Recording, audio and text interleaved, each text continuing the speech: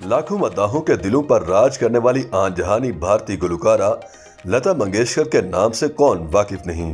बुलबुले हिंद कहलाई जाने वाली गुलकारा ने अपनी जादुई आवाज से हमेशा मद्दाहों के दिलों पर राज किया। गुलकारा अपने फैसले में अटल और काम में अपनी मिसाल आप थीं। लता मंगेशकर की बहन आशा भोसले ने इंकशाफ किया है कि उनकी बड़ी बहन ने करोड़ों डॉलर्स के इव्ज भी शादियों में गाने से हमेशा इनकार किया था। लता मंगेशकर 6 फरवरी 2022 को 92 बरस की उम्र में चल बसी थीं। लता मंगेशकर की याद में उनके खानदान और दीगर इदारों की जानिब से कराए गए पहले दीनानाथ लता मंगेशकर अवार्ड की हाल ही में एक तकरीब मुनक्किद की गई थी, जहां आशा भोसले ने अपनी बड़ी बहन से मुतालिक इंकशाफात किए।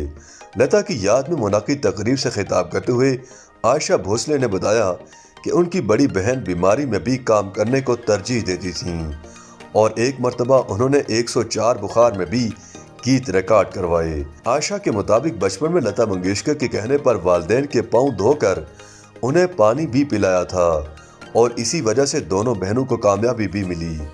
आशा भोसले ने इंकशाफ किया कि बैरून मुल्क रहने वाले एक भारतीय शख्स ने उन्हें और लता मंगेशकर को शादी में परफॉर्मेंस की दावत दी और उन्हें लाखों डॉलर्स के टिकट भिजवाए।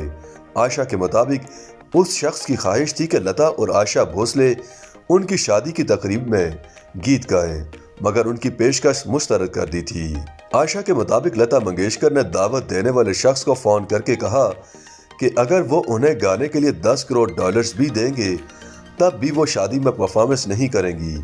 गुलकारा का कहना था कि उनकी बड़ी बहन ने दावत देने वाले शख्स को 2 टोक अल्फाज में कहा कि हम लोग शादियों में गीत नहीं गाते। ख्याल रहे कि आशा भोसले का शुमार भी भारत की मारूफ तरीन गुलकाराओं में होता है। लता के बाद उन्हें ही लेजेंडरी गुलकारा माना जाता है। वो लता की छोटी बहन हैं। रियासत मध्य प्रदेश के शहर इंदौर में 28 सितंबर 1929 को पैदा होने वाली लता मंगेशकर अपने 5 बहन भाइयों में सबसे बड़ी थीं।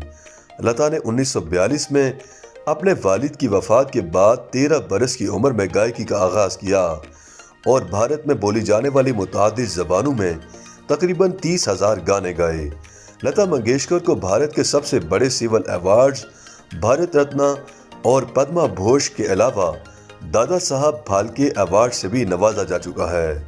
लता मंगेशकर की ज़बरदस्त शोहरत के बायस हुकूमत की जानिब से जनवरी 1963 में हिंदुस्तान के यौम जमहूरिया की तकरीबात में 1962 की हिंद चीन जंग में मारे गए फौजियों के लिए जब हुबुल वतनी पर मबनी खराज अकीदत गाने के लिए मदऊ किया गया था, कहा जाता है कि लता मंगेशकर के गाए हुए गीत ऐ मेरे वतन के लोगों सुनकर पंडित जवाहर लाल नेहरू की आंखों में आंसू आ गए थे।